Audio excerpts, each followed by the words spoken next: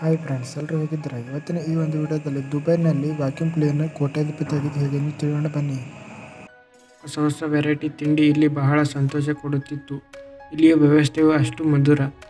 ಇದು ಮೊದಲಿನಿಂದಲೂ ಅಂಥ ಅದ್ಭುತ ಜಾಗವೇನಲ್ಲ. ಅರಸು ದುಬೈನಲ್ಲಿ ಬಹಳ ವರ್ಷದವರೆಗೆ ಇದ್ದು ಊರಿಗೆ ಮರಳುತ್ತಿದ್ದ. ಆತನಿಗೆ ಈಗಾಗಲೇ 5 ವರ್ಷ ಆಗಿತ್ತು. ಸಂಸಾರವೇ ಬೇಡ ಎಂದು ದುಬೈನಲ್ಲಿ ಉಳಿಯುತ್ತಿದ್ದ.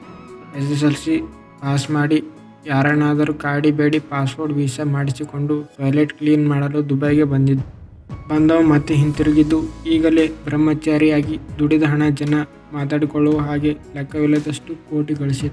ಊರಿಗೆ ಬಂದವನೇ ಒಂದೇ ಮನೆಯ 3 ಹೆಣ್ಣು ಮಕ್ಕಳನ್ನು ಮದುವೆಯಾಗಿ ಕಡಲ ತಡಿಯಲ್ಲಿ 1 ಎಕರೆ ಜಾಗ ಖರೀದಿಸಿ 30 ಎಮ್ಮೆಗಳು ಸಾಕಿ ಅದರ ಸಗಣಿಯನ್ನು ಬೆಟ್ಟದಿಂದ ಸೋಪು ಖರೀದಿಸಿ ಸಮುದ್ರದ ಮರಳು ಮಿಶ್ರ ಮಾಡಿ ಎರೆಗೊಬ್ಬರ ತಯಾರಿಸಿ ಮಾರುತ್ತಿದ್ದ.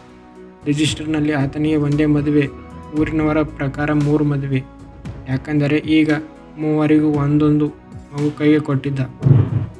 ಹಣವನ್ನು ಖರ್ಚು ಮಾಡಿದರೆ ಹೇಗೆ ಬೇಕಾದರೂ ಬದುಕಬಹುದೆಂದು ಜನರಿಗೆ ತೋರಿಸುತ್ತ ಈತನ ವೆರೈಟಿ ಹೋಟೆಲ್ ಸಮುದ್ರದ ತಡೆಯಲ್ಲಿ ಅವನ ಹೊಲದಿಂದ ಹತ್ತಿರ ನಡೆಯುತ್ತಿತ್ತು. ಜನರು ಹಾರತೊಯ್ದು ಬರುತ್ತಿದ್ದರು. ಕುಡಿಯಲು ಸರಾಯಿ ಬಾಟ್ಲಿಗಳು ಈತನಲ್ಲಿ ಬಹಳ ಕಡಿಮೆ ಬೆಲೆಯಲ್ಲಿ ಸಿಗುತ್ತಿತ್ತು. ಸಮುದ್ರದ ದಂಡೆಯಲ್ಲಿ ಆತನ ಗುರುತಿಗೆ ಒಳಪಟ್ಟು ಭೂಮಿಯಲ್ಲಿ ಭದ್ರತೆ ಇಡುತ್ತಿದ್ದ ಇತರ ಹೆಂಡತಿಯರೇ ಪಾಕಶಾಸ್ತ್ರಜ್ಞರು. ಕೆಲಸಕ್ಕೆ 5-6 ಹುಡುಗರು ಇದ್ದರು. ಸಾಯಂಕಾಲ ಓಪನ್ ಆದ ಹೋಟೆಲ್ ರಾತ್ರಿ 10 ಗಂಟೆವರೆಗೂ ಇರುತ್ತಿತ್ತು. ಸಮುದ್ರದಲ್ಲಿ ಈಜಾಡಲು, ದೋಣಿ ಆಟ ಆಡಲು ಈ ಥರ ಹಲವು ಪರಿಕರಣೆಗಳು ಕಡಲ ತೀರದ ಪೊಲೀಸರ ಪರ್ಮಿಷನ್ ಪಡೆದು ನಡೆಸುತ್ತಿತ್ತು. ಆ ಪರಿಸರದ ಬೀಚಿಗೆ ಜನರು ದಿನದಿಂದ ದಿನಕ್ಕೆ ಜಾಸ್ತಿ ಆಗುತ್ತಿದ್ದರು.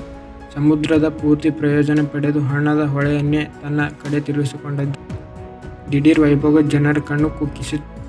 ಧೈರ್ಯ ಇದ್ದವರು ಸುಖವನ್ನು ಹೇಗೆಲ್ಲ ಪಡೆಯಬಹುದೆಂದು ತೋರಿಸಿದ ಈ ಅರಸು ನಿಜವಾದ ಅರಸನೇ ಆಗಿದ್ದ.